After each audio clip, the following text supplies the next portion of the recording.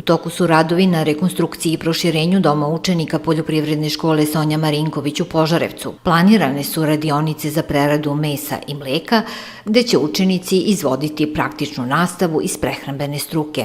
Zvaničan početak radova 3. februara, da podsjetimo, označili su Branko Ružić, potpredsjednik Vlade Republike Srbije, i ministar prosvete, nauke i tehnološkog razvoja, i Saša Pavlović, gradonačelnik Požarevca. Objekat, kada se završi, imaće 2200 kvadrata, dobijamo savremenu, modernu, multifunkcionalnu salu sa svim pratećim prostorijama, proširio se restoran, proširio se kuhinjski blok, a na spratu, znači ovo je spratna zgrada, dobije se još sobe za 40 mesta.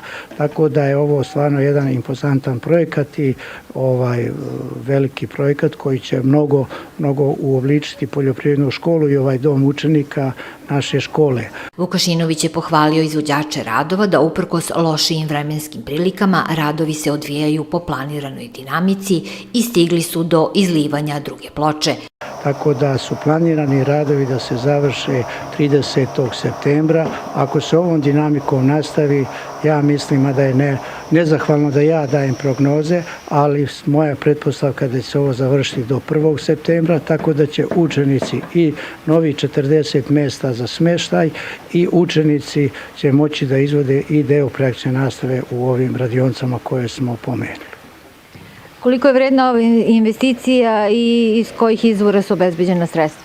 Vrednost investicije sa opremanjem je oko 110 miliona dinara, a sredstva su obezbeđena iz Fonda razvojne banke, Evropske razvojne banke, preko Ministarstva prosvete, nauke i tehnološkog razvoja. Znači, kompletan investitor je Ministarstvo prosvete.